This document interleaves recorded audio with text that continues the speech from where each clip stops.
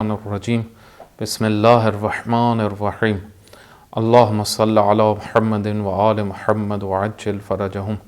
انشاءاللہ مومنین کرام آپ سب خیر و عافیت سے ہوں گے۔ خداوند متعال آپ سب کو صحت و سلامتی عطا فرمائے اور جہاں پر بھی ہیں اپنے حفظ و امان میں رکھے۔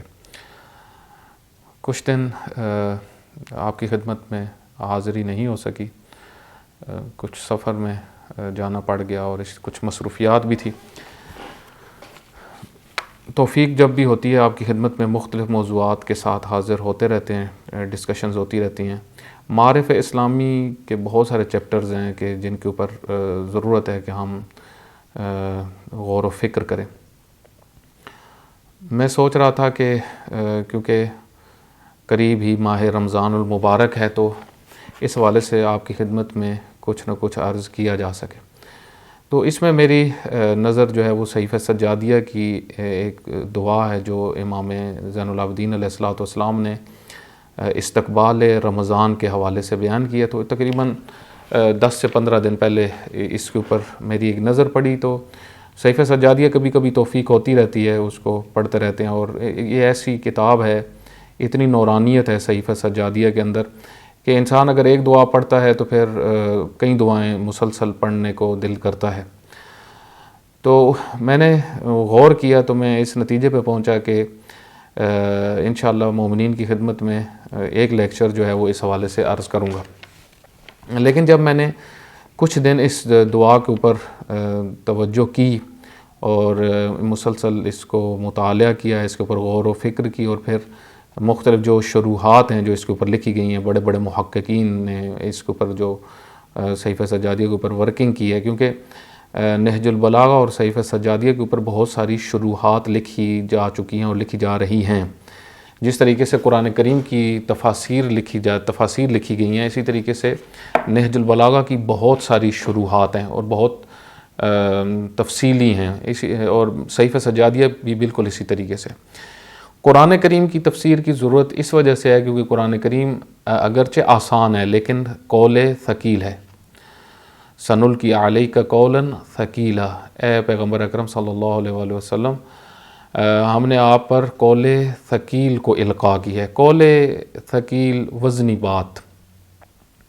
دیکھیں بعض باتیں ان کا وہ زبان سلیس ہوتی ہے لیکن وہ ہوتی وزنی ہے۔ ہم سلیس زبان کی وجہ سے بعض اوقات ایک چیز کو معمولی سمجھ لیتے ہیں، ایسا نہیں ہوتا۔ ضروری نہیں ہوتا کہ کوئی بات جو ہمیں سمجھ میں نہ آ رہی ہو تو وہی علمی ہوتی ہے، ایسا نہیں ہوتا۔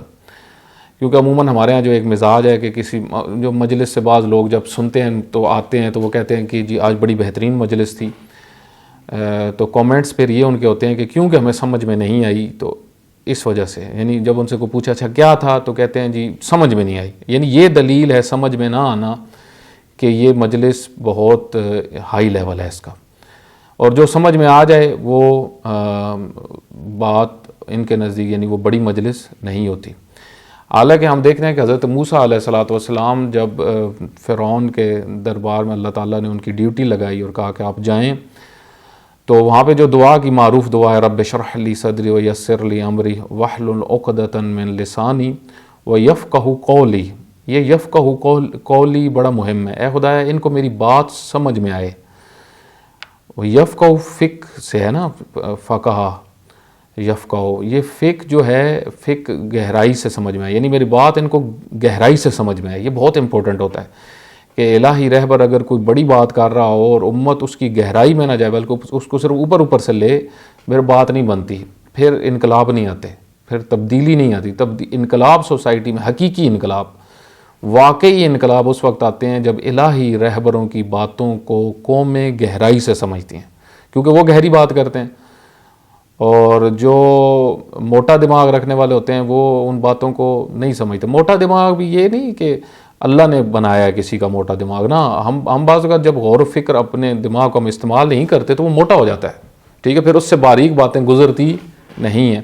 مثلا جس طرح بعض لوگوں کے صرف کھانے پینے کی توجہ ہوتی ہے، ہمیشہ اپنے شکم کی طرف توجہ رکھتے ہیں، تو ان کا ذہن باریک باتوں کو قبول نہیں کرتا اور نہ ہی وہاں سے باریک باتیں گزرتی۔ تو یہ ایک بڑی امپورٹنٹ چیز ہے۔ اس وجہ سے آپ دیکھیں کہ قول ثقیل جو ہوتا ہے اس کی گہرائی میں جانے کے لیے اس کی تفسیر کی ضرورت ہوتی ہے. اسی طریقے سے نہج البلاغہ ہے. نہج البلاغہ کی شروعات جو لکھی گئی بنیادی ترین وجہ یہی ہے تاکہ لوگوں کو امیر المومنین کا کلام گہرائی سے سمجھ میں آئے. صحیفہ سجادیہ بھی بالکل اسی طریقے سے.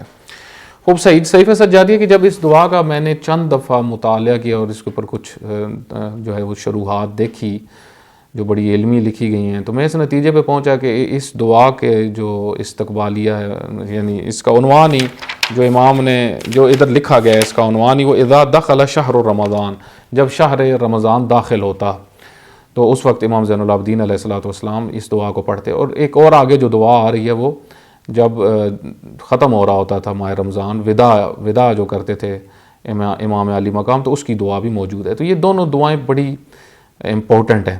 اچھا، اب اس میں جو استقبالیہ کی دعا ہے وہ زیادہ مہم ہے، کیونکہ رمضان گزارنے سے پہلے ہمیں کن چیزوں کی طرف ہماری توجہ ہونی چاہیے. کیونکہ جو وداع والی دعا ہے اس میں امام نے اور جہت سے اس مطالب کو بیان کیا. اس میں زیادہ آپ سمجھ لیں کہ وہ ایک درد ہوتا ہے نا، کہ ایک عزیز آپ کا بچھڑ رہا ہوتا ہے آپ سے، تو آپ ایک اظہار کر رہے ہوتے ہیں، اس درد کا اظہار کر رہے ہوتے ہیں، اس وچھوڑے کا جو ہے نا اظہار کر رہے ہوتے ہیں. تو لیکن جو استقبالیہ والی دعا ہے اس میں امام نے پورا نصاب بیان کیا ہے. جب میں نے اس دعا کو اس کے مطالب کے اوپر غور کیا تو میں اس نتیجے پہ پہنچا کہ کم از کم 5 لیکچرز ہونے چاہیے. اگرچہ اس کے اوپر بہت زیادہ لیکچرز کی ضرورت ہے اس کی تفسیر کے لیے، بہت گہری ہے یہ دعا. لیکن میں یقین سے آپ کی خدمت میں یہ کہہ سکتا ہوں کہ جو شخص، آپ خود بھی اس کے اوپر غور و فکر کریں تو آپ اس نتیجے پہ انشاءاللہ پہنچ جائیں گے. جو شخص اس دعا کو ایک دفعہ غور سے پڑھے اور پھر اس کے مطالب کے اندر فکر کرے تو وہ اس نتیجے پہ پہنچے گا کہ یہ دعا پورا نظام ہے ماہ رمضان المبارک کے لیے کہ ہم نے اپنا وقت کیسے گزارنا ہے. اور یقین کریں کہ ایسی دعائیں، ایسی تعلیمات دنیا میں کسی مکتب میں نہیں ہیں. حتیٰ کسی اسلامی فرقے کے اندر، اسلامی گروہ کے اندر ایسی تعلیمات آپ کو نہیں ملیں گی اس طریقے سے. اور یہی آپ دیکھیں مکتب اہل البیت علیہ الصلوۃ والسلام کا امتیاز ہے. ہم سوچ بھی نہیں سکتے اللہ تعالیٰ نے ہمیں کتنی عظیم نعمتیں عطا کی ہیں، ہم ان کا جتنا شکر کریں کم ہے. جس طریقے سے شہید مطہری رحمۃ اللہ علیہ فرماتے ہیں کہ اگر آپ جو ہے وہ حج کے موقع پہ صرف امام حسین علیہ الصلوۃ والسلام کی دعائے عرفہ لگا دیں، اس کے جملے سن کے لوگ سمجھ جائیں گے کہ یہ دعا جو ہے یہ امام کی دعا ہے، یہ معصوم کی دعا ہے، یہ کسی الہی رہبر کی دعا ہے، یہ معمولی شخصیت کی دعا ہو ہی نہیں سکتی. ہمارے یہاں عموماً یہ ہوتا ہے کیونکہ ہم عربی سے آشنا نہیں ہوتے، اور پھر آشنا ہونے کے بعد ہم عربی جو ہے وہ ہم کوشش بھی نہیں کرتے کہ سیکھیں، توجہ بھی نہیں کرتے، تو ہم مانوس نہیں ہوتے ان دعاؤں سے. اس وجہ سے آپ دیکھیں ہمارے یہاں بہت ساری جگہ پہ دعائے کمیل اس وجہ سے نہیں پڑھی جاتی جی ہمیں سمجھ میں ہی نہیں آتی. اور بات واضح سی ہے، جب آپ کی توجہ ہی نہیں ہے اس کی، آپ نے کبھی کوشش ہی نہیں کیا اس کو سمجھنے کا، تو آپ کو کیسے سمجھ میں آئے گی. آپ دیکھیں نا، اب جو لوگ مسلسل پڑھتے ہیں اور دعاؤں سے آشنا ہیں جہاں پر بھی لوگ، تو آپ دیکھیں کہ وہ جب عالم دین پڑھ رہا ہوتا ہے یا کوئی بھی جب پڑھ رہا ہوتا ہے تو اس کے ساتھ ساتھ پڑھ رہے ہوتے ہیں اور ان کو سمجھ بھی ایک بات کی آ رہی ہوتی ہے. مانوس آپ کسی بھی چیز سے انس لیں. آپ دیکھیں آج کئی بہت سارے ان پڑھ لوگ ہیں کہ جن کو انگلش آتی ہے، وہ انگلش انہوں نے سیکھ لی ہے، ٹھیک ہے. کہیں آفس کسی مثلا ایسے شخص کے ساتھ کوئی شخص بے عنوانے ڈرائیور رہا کہ جو انگلش بولتا ہے، بڑا آفیسر ہے یا کسی محکمے کا آفیسر ہے، تو وہ ساتھ انگلش بول کے اس کو بھی آ جاتی ہے، الفاظ آ جاتے ہیں. الفاظ اب دیکھیں بعض کتنے انگلش کے بول رہے ہوتے ہیں، ان پڑھ لوگ، یعنی اسکول میں نہیں گئے.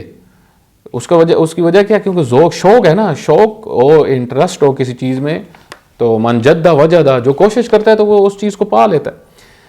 آپ دیکھیں کہ جب ہم عربی سے آشنا ہوں گے تو پھر ہمیں زیادہ لذت آئے گی ان دعاؤں میں.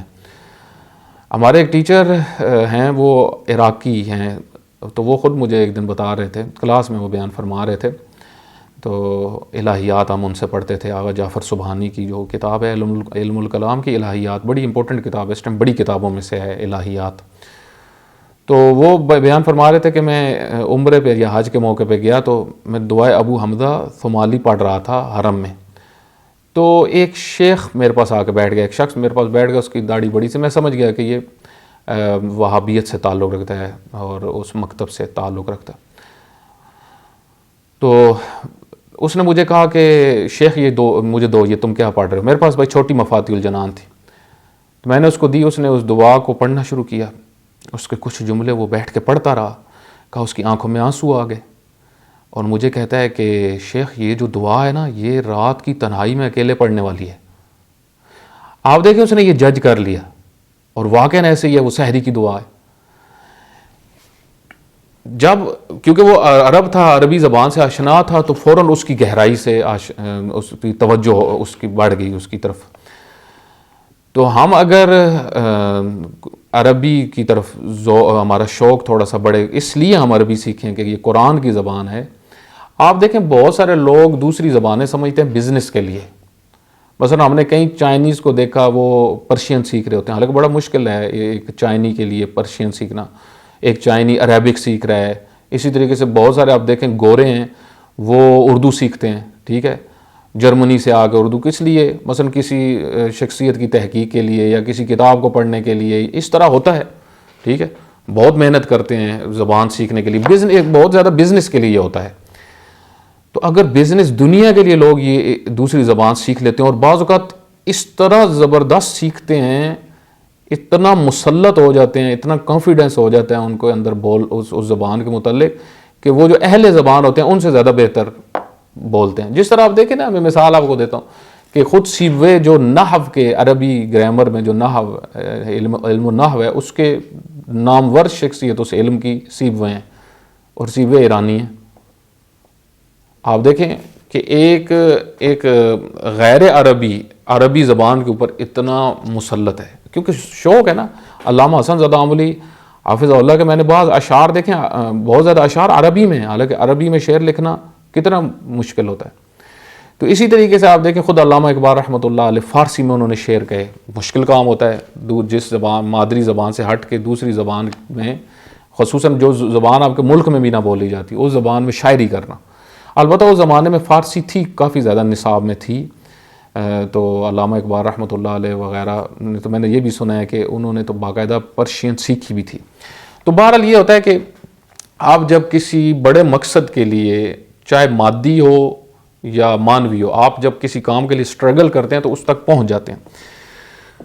خوب ان دعاؤں میں ہمارا ایک جو ہمیں ان میں لذت نہیں آتی، اس کی وجہ یہی ہے کہ ہمیں عربی سے ہم زیادہ آشنا نہیں ہوتے.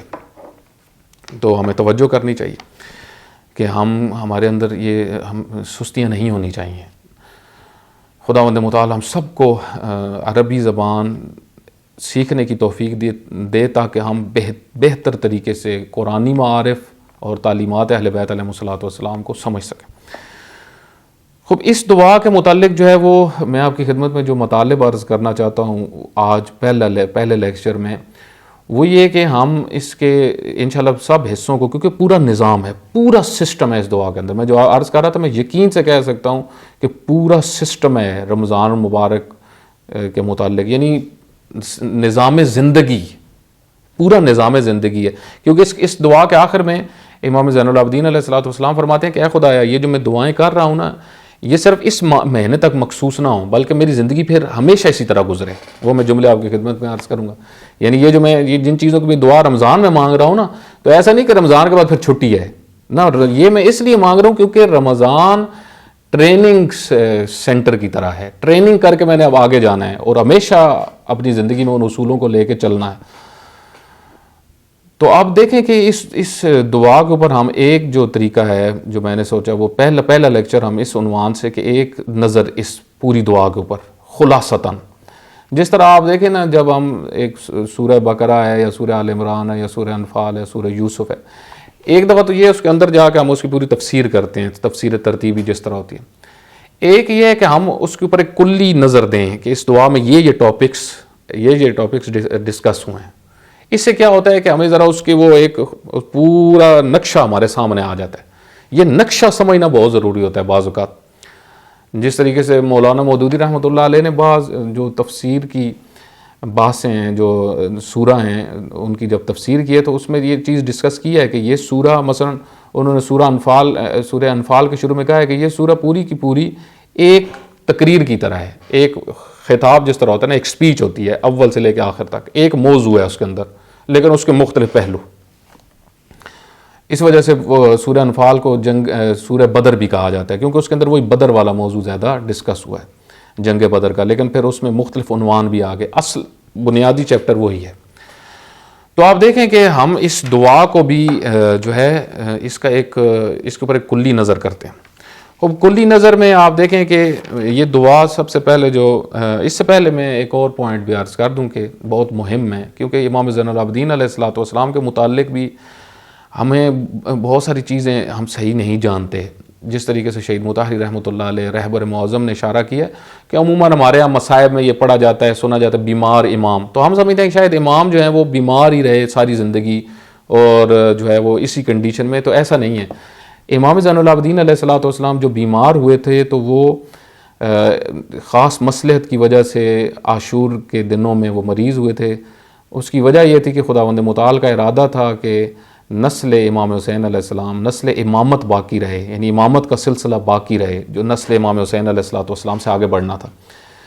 تو جب امام واپس مدینہ آئے اور بعد میں بھی رستے میں شام میں اور اسی طریقے سے جو ہے وہ کوفہ کے اندر امام کے خطبات موجود ہیں، اور جب مدینہ امام واپس آ گئے تو وہاں پہ امام کی جو فعالیتیں ہیں، امام کے جو کام ہیں، ان کے اوپر کافی ڈسکشنز ہوئی ہیں کہ وہ تقریباً 40 سال کے عرصے میں امام نے کس طریقے سے دوبارہ بنیادیں جو ہیں وہ تشیع کی اور اسلام کی مضبوط کی دوبارہ سے، کہ وہ یزیدی ماحول آپ اس کا تصور کریں، اس ڈکٹیٹرشپ کا، اس کے اندر کتنا خوفناک منظر ہے. آپ تصور کریں اس یزیدیت کے منظر کو، کس طرح امام حسین علیہ الصلوۃ والسلام کا قتل ہوا اور اس کے بعد جو واقعات ہوئے، کس طرح بیویوں کو وہ بازاروں میں پھرایا گیا، اور اس سارے منظر کو لے کے ہیں کہ وہ کتنے وحشی لوگ تھے. جس طرح حضرت سکینہ سلام اللہ علیہ سے یہ نقل ہوا ہے کہ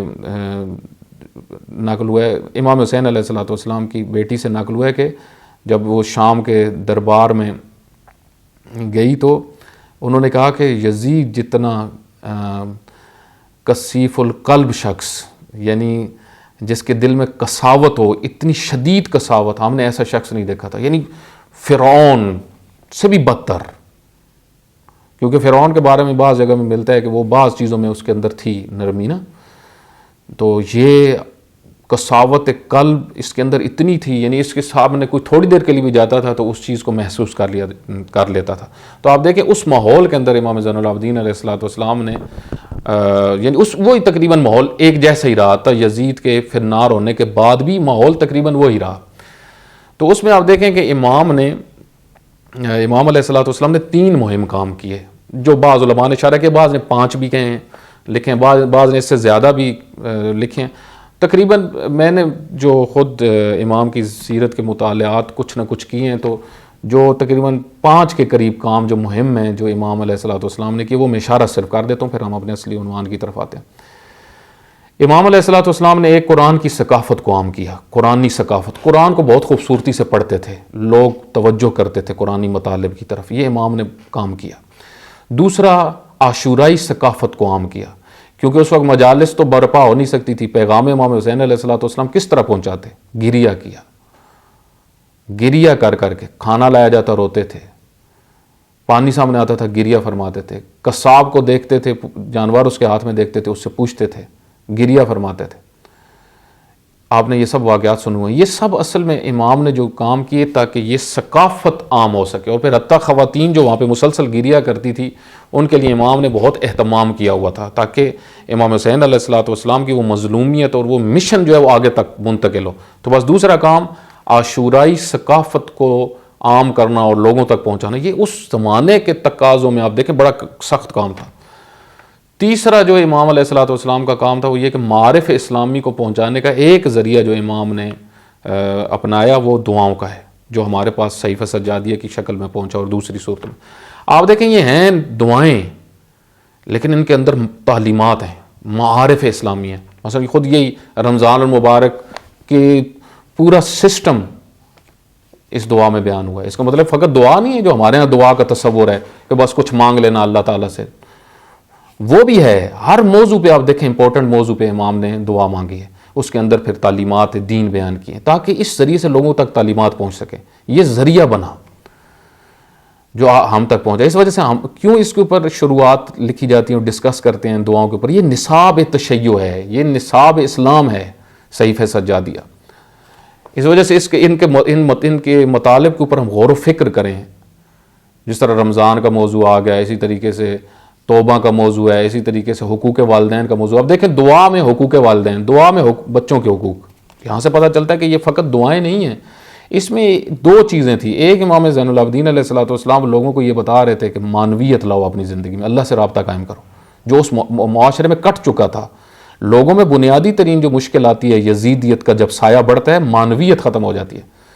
تو معنویت کو دوبارہ ایجاد کیا امام زین العابدین علیہ الصلوۃ والسلام نے. ایک دعا میں معنویت, اور دوسرا یہ کہ معارف اسلامی پہنچ جائے. یہ امام کا اصلی مقصد تھا. اس کے بعد چوتھا جو ایک کام امام زین العابدین علیہ الصلوۃ والسلام نے کیا, اس افکار اسلامی افکار. مثلا خود آپ دیکھیں درباری علماء کے متعلق امام نے ڈسکشنز کی. یہ اسلامی افکار ہیں کہ علماء کی شناخت ہو, کون سے علماء صحیح ہیں, کون سے علماء ٹھیک نہیں ہیں. یہ اس قسم کے بہت سارے موضوعات امام نے بیان کیے, جس کو آپ افکار اسلامی کہہ سکتے ہیں, فکر اسلامی کہہ سکتے ہیں. اسی طریقے سے ایک پانچواں کام جو امام نے جو بہت امپورٹنٹ تھا وہ یہ کہ خود تعلیمات کو ابتدا سے, معارف اسلامی کے ابتدا سے, امامت کیا ہے, توحید کیا ہے, نبوت کیا ہے, امامت کیا ہے, قیامت کیا ہے, ان ساروں کو الف بے سے شروع کیا, بنیادوں سے شروع کیا ان کاموں کو, معارف کے کاموں کو. تو بہرحال اور بھی بہت سارے کام ہیں جو امام علیہ الصلوۃ والسلام نے کیے, اور کتابوں میں 250 سالہ کتاب میں بھی آپ رہبر معظم نے جو ڈسکشنز کیے ہیں, بہت خوبصورت ڈسکشنز ہیں, اس کے اوپر آپ توجہ کر سکتے ہیں.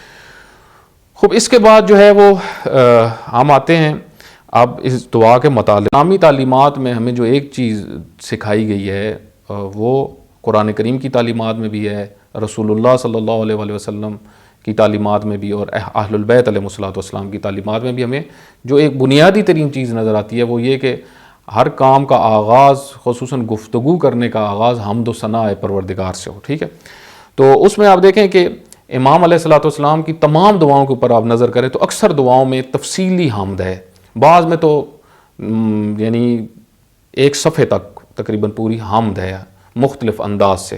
اس دعا میں بھی چند جملے حمد کے ہیں, مثلا جیسے الحمدللہ الذی ہدانا للحمد, یعنی اے پروردگار ہم تیری حمد کرتے ہیں اس بات پہ کہ تو نے ہمیں حمد کی ہدایت کی, یعنی ہمیں بتایا کہ حمد کرنی ہے. یہ خود اے اللہ جو آپ نے ہمیں سکھایا ہے نا, ہدایت کی ہماری حمد کی, اس پہ حمد ہو. دیکھیں یہاں سے شروع کر رہے ہیں, اور اے خدا تو آپ نے ہمیں اہل حمد میں قرار دیا ہے, اس پہ بھی آپ کی حمد.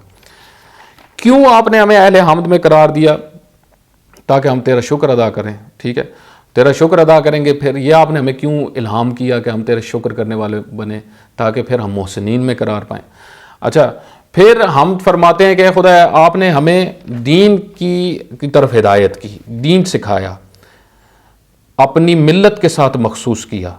ٹھیک ہے, اور احسان کی راہوں سے آشنا کیا. خود احسان, محسن بننا ہے اگر ہم نے, تو محسنین میں اگر ہم نے قرار پانا ہے تو وہ جو راہیں ہیں محسن بننے کی, وہ اس سے بھی آپ نے خدا ہمیں آشنا کیا. سب کچھ کیوں؟ تاکہ ہم تیری رضوان تک پہنچ سکیں. یعنی آپ نے خود یہ پورا نظام بنایا ہے اپنی رضا تک پہنچانے کے لیے. ٹھیک ہے, اس کے بعد اب حمد کے بعد پھر حمد کس چیز پہ ہے کہ اے خدایا آپ نے جو ہے وہ رمضان کو اپنی راہوں میں سے راہ بنایا ہے. ٹھیک ہے, جو آپ کی راہیں ہیں ان میں سے ایک راہ ماہ رمضان ہے. اچھا, اب یہاں پہ امام نے جو بیان کیا وہ شہرہ, یہ رمضان اللہ کا مہینہ ہے. شہرہ کی ضمیر اللہ کی طرف پلٹ رہی ہے, یعنی یہ مہینہ اللہ کا ہے.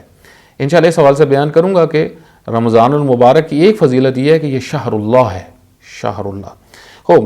پھر امام فرماتے ہیں کہ اس کے چند نام امام علیہ الصلوۃ والسلام نے اس ماہ رمضان المبارک کے بیان کیے ہیں. شہر الصیام ہے, خود شہر الرمضان, رمضان اس کا نام ہے, اسم ہے. شہر الصیام ہے, شہر الاسلام ہے, شہر الطہور ہے, شہر التمحیص ہے, شہر القیام ہے, اور پھر وہ معروف آیت الذی انزل فیہ القرآن ھدی للناس وبینات من الھدی والفرقان. خوب دیکھیں یہاں تک امام نے جو نام بیان کیے, انشاءاللہ اس کے اوپر الگ الگ ہم ڈسکس کریں گے. نام یعنی ان ناموں کے اندر بہت گہرائی ہے, اور مختلف نام آپ کی خدمت میں عرض کیا تھا کہ کسی بھی بڑی شخصیت کے جو بہت سارے نام ہوتے ہیں, اسماء ہوتے ہیں, یا جس طرح اللہ تعالیٰ کے بہت سارے اسماء ہیں، قرآن کریم کے بہت سارے اسماء ہیں، رسول اللہ صلی اللہ علیہ وسلم کے بہت سارے اسماء ہیں، امیر المومنین علی بن ابی طالب علیہ السلام کے بہت سارے اسماء ہیں، سیدہ فاطمہ الزہرا سلام اللہ علیہ کے بہت سارے اسماء ہیں جن پہ ہم نے گفتگو بھی کی تھی. تو یہ سب دلیل ہوتے ہیں کہ ہم اس شخصیت کی معرفت حاصل کر سکیں. یہ راہ ہوتے ہیں، اسم جو کثرت اسماء دلیل ہیں اس شخصیت کی عظمت پہ، اور اس شخصیت کو سمجھنے کے لیے یہ راہیں ہیں ہمارے پاس، یعنی اس کے اسماء.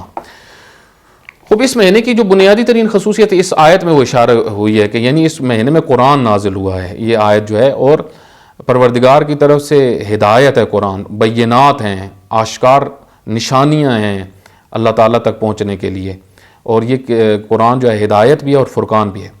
اچھا، پھر امام علیہ الصلوۃ والسلام فرماتے ہیں کہ اس مہینے کو آپ نے سارے مہینوں پہ فضیلت دی. اچھا، وہ کس طرح فضیلت دی سارے مہینوں کے اوپر؟ مثلاً اس میں کچھ خاص حرمتیں آپ نے رکھی، اچھا، اور کچھ خاص فضیلتیں آپ نے دی اس مہینے کو. اس میں بہت ساری وہ چیزیں جو عام مہینوں میں حلال ہیں، اس میں وہ حرام کی. مثلا کھانا پینا ایک خاص وقت کے لیے حرام ہے ماہ رمضان المبارک میں. آپ جو مکلف انسان ہے جس پہ روزہ واجب ہے وہ کھا پی نہیں سکتا، واضح سی بات ہے، ٹھیک ہے. تو آپ دیکھیں یہ اس مہینے کی حرمت ہے کہ روزہ رکھا گیا اس مہینے میں. اور پھر امام علیہ الصلوۃ والسلام فرماتے ہیں کہ پھر آپ اے خدا اس کے لیے آپ نے روزے کا وقت رکھا، ٹھیک ہے. وَجَعَلَ لَهُ وَقْتًا بَيِّنًا، واضح وقت بیان کیا کہ پھر جس میں اختیار نہیں ہے کہ آپ اس وقت سے آگے نکل جائیں یا اس سے پیچھے رہ جائیں. یعنی یہ نہیں کہ آپ اپنی مرضی سے جو ہے وہ سحری کا ٹائم کوئی قرار دیں، نعوذ باللہ من ذالک، یا افطاری اپنی مرضی سے اس کا کوئی ٹائم قرار دے. نہ ٹائم جو شریعت نے بیان کیا وہ اللہ تعالیٰ کی طرف سے بیان ہوا ہے، ٹھیک ہے. یعنی یہ وہ مہینہ ہے جس کے اندر قوانین خاص طریقے سے نازل ہوئے ہیں. پھر اس کے بعد جو عنوان ڈسکس ہوتا ہے وہ یہ کہ اس مہینے کے اندر ماہ رمضان المبارک کی ایک بہت بڑی خصوصیت یہ ہے کہ ممکن ہے یہ کہا جا سکے کہ پورا ماہ رمضان المبارک اسی ایک رات کے لیے جس کو لیلۃ القدر کہا جاتا ہے، اور اس لیلۃ القدر کے احترام میں یہ سارے روزے رکھے جاتے ہیں اور یہ قرآن خوانیاں کی جاتی ہیں اور یہ اتنی عبادتیں کی جاتی ہیں تاکہ اس لیلۃ القدر کو درک کیا جا سکے، اس کی عظمت کو. خب اس حوالے سے آپ دیکھیں بعض ہمارے علماء ایسے گزرے ہیں کہ جو پورا سال جاگتے تھے. بعض علماء کی زندگیوں میں یہ ملتا ہے. میں نے خود استاد مصباح یزدی رحمۃ اللہ علیہ سے ان کے درس اخلاق میں یہ سنا. وہ بعض علماء کا ذکر کر رہے تھے، وہ فرماتے ہیں کہ ہمارے بعض علماء پورا سال نہیں سوئے، ایک پورا سال نہیں سوئے کہ ہم لیلۃ القدر کو درک کریں. یہ بہت بڑی بات ہے. حالانکہ واضح سی بات ہے کہ لیلۃ القدر ماہ رمضان المبارک میں ہے، ٹھیک ہے، اور اس میں بھی پھر بتایا گیا کہ کن دنوں میں ہے، لیکن اس کا احترام اتنا ہے کہ پورا سال جاگا جائے، راتیں جاگیں جائیں. بعض علماء جو اہل معرفت تھے، اہل ریاضت تھے، اس کی وجہ بھی پھر علماء سے نقل ہوئی ہے. وہ بھی استاد مصباح یزدی بیان فرما رہے تھے. اس کی پھر ایک مثال بھی بڑی خوبصورت استاد مصباح یزدی حافظ اللہ نے دی. انہوں نے کہا کہ انہوں نے واقعہ سنایا لیلا اور مجنو کے. آپ کو پتہ ہے کہ بہت سارے واقعات ہیں اور وہ کنایا ہیں مثلا محبت کو سمجھنے کے لیے، عشق کو سمجھنے کے لیے. بعض اوقات آپ ایک مثال کے ذریعے سے جو ہے وہ ایک چیز تک صحیح متوجہ ہوتے ہیں. جس طرح بہت سارے جوان، امام خمینی رحمۃ اللہ علیہ لیلا اور مجنو کا تذکرہ آپ بعض جگہ پہ کرنا، یا بزرگان جو عرفاء کرتے ہیں، تو وہ ان کے خاص یہ ایک زبان ہوتی ہے، اس کو ایک زبان خاص کہتے ہیں. عرفاء کی ایک زبان خاص ہے. عام لوگ بعض اوقات اس چیز کی مخالفت بھی ہم نے کرتے ہوئے دیکھی ہے، جو نہیں سمجھتے. وہ کہتے ہیں وہ جو لیلا اور مجنو کے علماء مثالیں دے رہے ہیں، امام خمینی وغیرہ. تو اس میں وہ سمجھ نہیں رہے ہوتے کہ یہاں پہ وہ کو اللہ معاف کرے وہ کوئی عام لوگوں کی طرح نہیں ہیں. وہ جس طرح بعض لوگ ایسے واقعات سنا کے جب وہ انٹرٹینمنٹ کر رہے ہوتے ہیں، یہ اس طرح نہیں ہے، بلکہ اس کے ذریعے سے وہ در حقیقت جوان نسل کو، کیونکہ ہر انسان کے اندر وہ محبت والا جذبہ ہوتا ہے نا، تو اس بات کو پہنچانے کے لیے مقصود ہوتا ہے.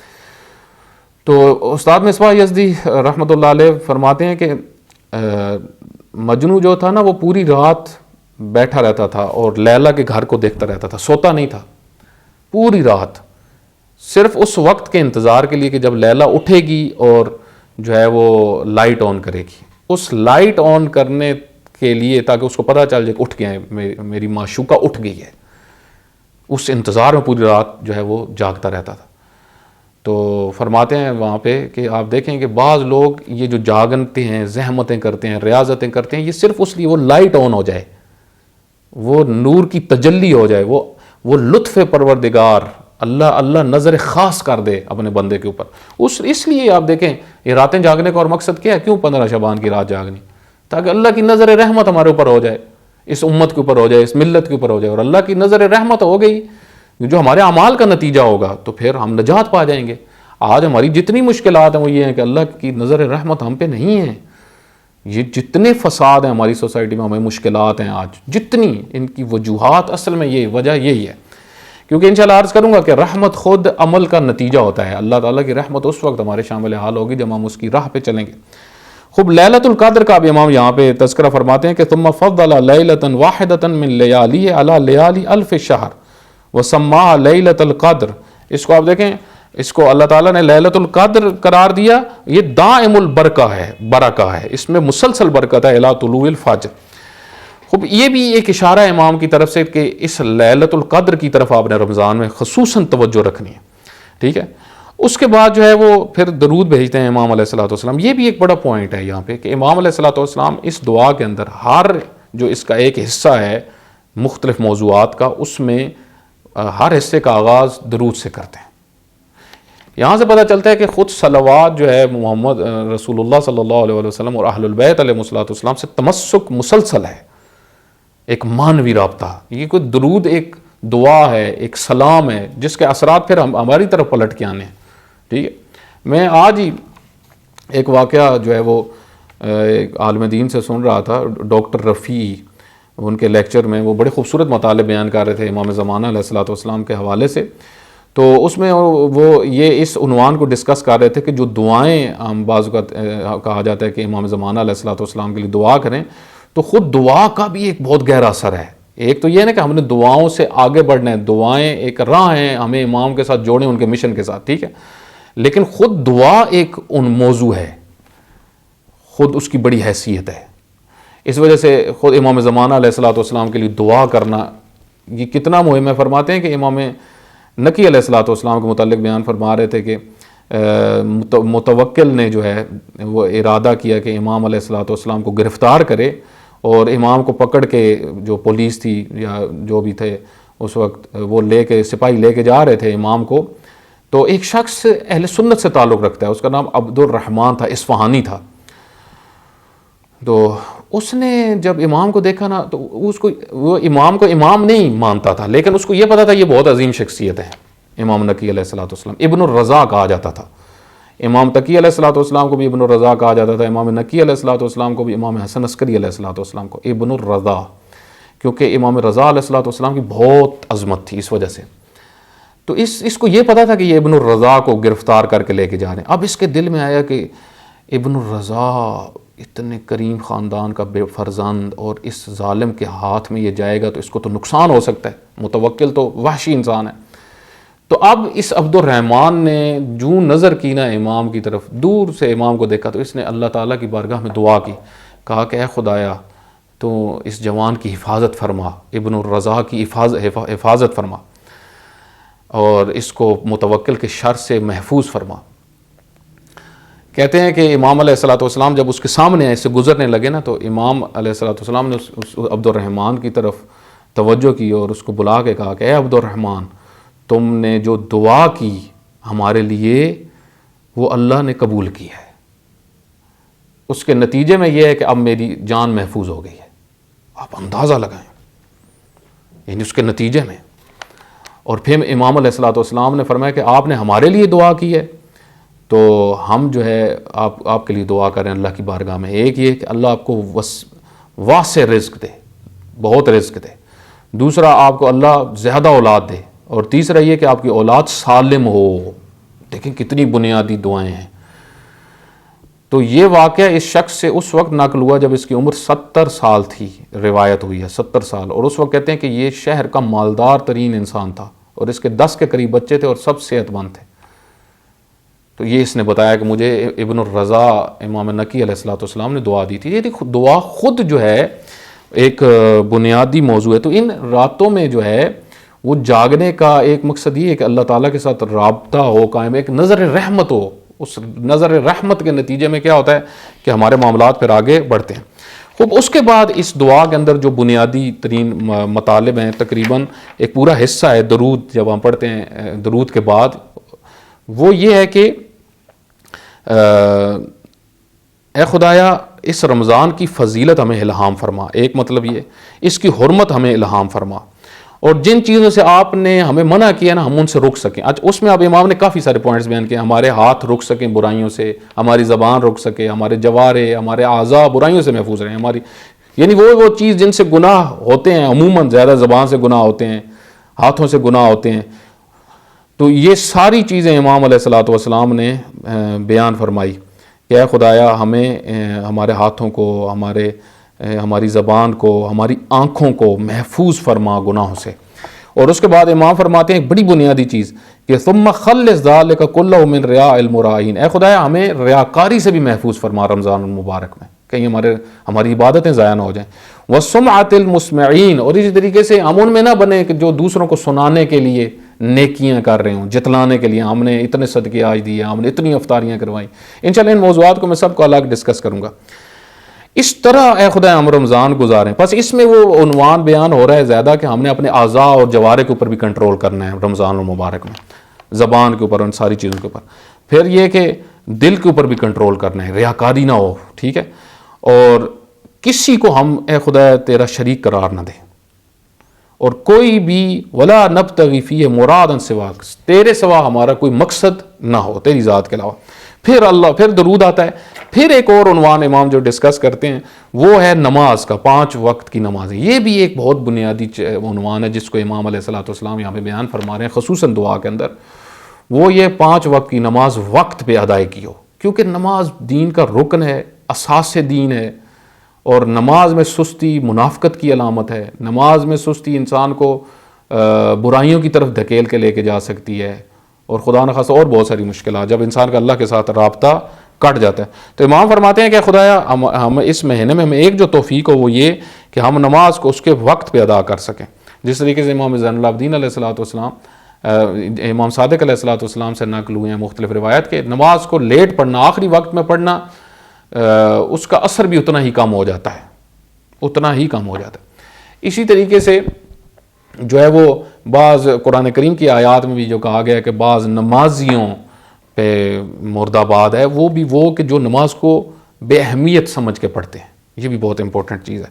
تو بس ماہ رمضان المبارک میں ہماری خاص جو ایک توجہ ہو پہلے سے وہ یہ کہ ہم نماز کو ہم نے باقاعدگی سے پڑھنا ہے تاکہ پھر یہ ہماری روٹین بن جائے، وقت پہ پڑھیں، اور اس میں آپ دیکھیں ظاہری چیزوں کا بھی خیال رکھنا ہے، اور اس میں پھر اس کے جو آداب ہیں ان کا بھی ہم نے خیال رکھنا ہے۔ ساری چیزیں وہ امام نے یہاں پہ بیان کی ہیں، رکوع، اس کے سجود اور وہ ساری چیز۔ اچھا، اس کے بعد جو پھر امام اگلا جو مرحلہ بیان کرتے ہیں اس دعا کا وہ یہ ہے کہ ہمیں صلہ رحمی کی توفیق ہو۔ اب حقوق العباد کی بات ہو گئی، رشتہ داروں کے حقوق، حقوق العباد، یہ سارے موضوع، ہمسایوں کے حقوق، یہ سارے موضوع امام ڈسکس کر رہے ہیں، اے خدایا، اور پھر اسی کے ساتھ واجبات مالی کی ادائیگی، یعنی رمضان المبارک میں صدقات کی توفیق ہو، جنہوں نے زکوٰۃ ادا واجب ہے وہ زکوٰۃ دیں، جو خمس جن پہ واجب ہے وہ خمس دیں، تاکہ مال بھی پاک ہو، جو رمضان میں ہم کھائیں اور وہ بھی پاک ہو۔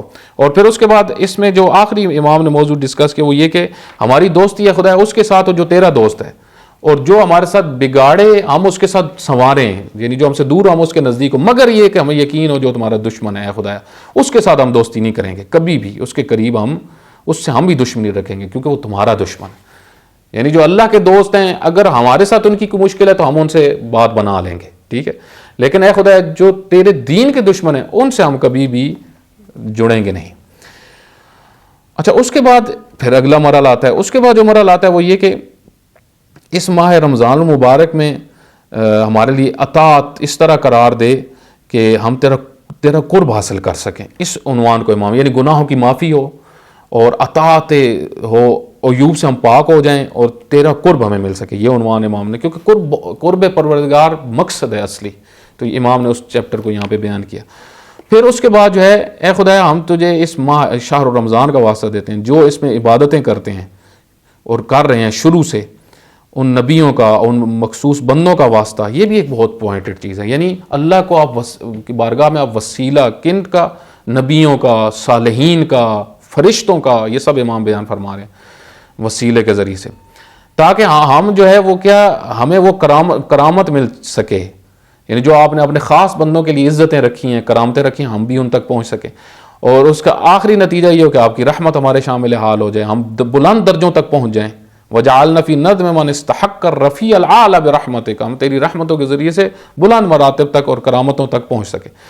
اس کے بعد پھر جو امام مطلب بیان فرماتے ہیں وہ یہ کہ تو اس کے بعد پھر عقائد کا چیپٹر ایک حد تک ڈسکس ہوا، وہ یہ کہ اے خدایا درود پڑھا امام نے، وجنبنا الالحاد فی توحیدک، میں الحاد سے محفوظ رہوں، یہ انشاءاللہ اس موضوع کو بھی ڈسکس کریں گے، الحاد، توحید میں الحاد کیسے ہو سکتا ہے، ملحدین کون ہوتے ہیں، انشاءاللہ وہ بھی ڈسکس کریں گے، اور وہ تکثیر، اور جو تکثیر کرنے والے تیری حمد میں مقصرین جو ہیں ان کے متعلق بھی، اسی طرح وہ شک، جو شک کرنے والے ہیں، یعنی یہ سب عقائد کی باتیں ہیں۔ دیکھیں عقائد میں کچھ مشکوک لوگ ہوتے ہیں، یہ بھی تباہ کن کنڈیشن ہے، شک میں، شک خطرناک ترین کنڈیشن ہے ایک لحاظ سے۔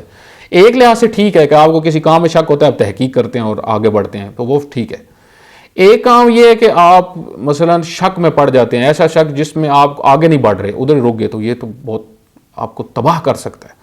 بس وہ شک جو تحقیق کا باعث بنے وہ ٹھیک ہے، لیکن وہ شک جو آپ کو تباہی کی طرف لے جائے اور آپ کو جمود آپ کے اندر لے آئے، وہ تباہ کن نقصان دہ ہے۔ اسی طریقے سے اے خدایا تیری راہ سے جو اندھے ہیں ہمیں ان میں قرار نہ دے، یعنی بعض ہوتے ہیں، یہ بھی عقائد کا مسئلہ ہے نا، اللہ کی راہ، راہ خدا امامت، والعمی عن سبیلک، کیونکہ راہ خدا راہ امامت ہے۔ اے خدایا ہمیں ان میں قرار نہ دے جو تیری راہ سے اندھے ہیں، تیری راہ کو گم کیے ہوئے ہیں، جو تیری حرمت کو بھولے ہوئے ہیں، ٹھیک ہے، یا جو تیرے دشمن جو شیطان ہے اس کے ہاتھ چڑھے ہوئے ہیں، ان میں سے ہمیں قرار نہ دے۔ پھر امام درود پڑھتے ہیں اور فرماتے ہیں کہ اے خدایا ہمیں ان پورے ماہ رمضان کی راتوں میں ہمیں خاص توفیق دے کہ ہم تیری عبادت کر سکیں، ہمارے لیے تیری طرف سے بخششیں ہوں، ہماری گردن آزاد ہو جائے، کیونکہ اس ماہ رمضان المبارک کی راتوں میں ایک بڑی تعداد کی گردن جہنم سے آزاد کی جاتی ہے۔ اے خدا ہمیں ان میں قرار دے جن کی گردن جہنم کی آگ سے آزاد ہو جائے۔ پھر امام درود پڑھتے ہیں اور پھر فرماتے ہیں خدا ہمارے گناہوں کو اس مہینے میں بخش دے۔ اب وہ نتیجے کی طرف جا رہے ہیں، یعنی آہستہ آہستہ عمل کے نتیجے میں مہینے کے اینڈ پہ کیا ہونا شروع ہو، یعنی ہم صاف ہونا شروع ہو جائیں گناہوں سے، برائیوں سے، خطیات سے، ہمیں خالص بنا دے، ٹھیک ہے، اور ہمیں اپنے بندوں میں قرار دے۔ اور پھر امام علیہ الصلوۃ والسلام آخری حصہ جو اس کا ہے تقریباً اس میں بیان فرماتے ہیں کہ خدایا ہم ایسے بن جائیں ان دنوں راتوں میں، اس ماہ رمضان المبارک میں اس درجے پہ ہم پہنچ جائیں، کیونکہ پھر یہاں پہ قیامت کا بھی تذکرہ، یعنی دو حصے یہاں پہ جڑے ہوئے ہیں، ایک یہ کہ ہم پاک صاف ہو جائیں، گناہوں سے محفوظ ہو جائیں، اور پھر آخر میں ہم جو ہے وہ تیری جو جنتیں ہیں ان کے مستحق قرار پائیں، بہشت تک پہنچ جائیں اس سب کاموں کے نتیجے میں۔ اور اس میں وہ ایک مطلب جو مہم ہے جس کی طرف امام علیہ الصلوۃ والسلام فرماتے ہیں کہ اے خدایا میری زندگی پھر انہی دستوروں کے مطابق گزرے، یعنی پھر یہ نہیں کہ میں رمضان کے بعد پھر ویسا ہی ہو جاؤں، نہ، میں اس طرح رمضان گزاروں کہ جو یہ چیزیں میں نے زندگی میں لے کے آؤں، پھر میں رمضان کے بعد بھی انہی قوانین کا پابند رہوں۔ یہ امام علیہ الصلوۃ والسلام نے پورا نصاب ہمارے لیے بیان کیا۔ اس کو میں نے خلاصتاً عرض کیا، انشاءاللہ تفصیل سے نیکسٹ لیکچر جو ہوگا اس سے شروع ہم کریں گے کہ ایک ایک پوائنٹ کے اوپر ہم توجہ کریں گے۔ تو انشاءاللہ آپ جب توجہ آپ سب وقت نکالیں گے، اس کو سنیں گے، کچھ سوالات بھی بھیجیں گے، تو مزید ہم جو ہے وہ ہمیں بھی پھر زیادہ جو ہے وہ انٹرسٹ بڑھتا ہے اللہ کی طرف سے۔ البتہ توفیقات ہوتی ہیں، لیکن جب لوگ جو ہیں وہ بھی ساتھ دیں تو پھر مزید تحقیقات کا جو ہے وہ مرحلہ آگے بڑھ سکتا ہے۔ خداوند متعالی ہم سب کو حقیقی معنی میں رمضان المبارک کو در کرنے کی توفیق عطا فرمائے۔ وصلی اللہ علی محمد وآلہ الاطہار۔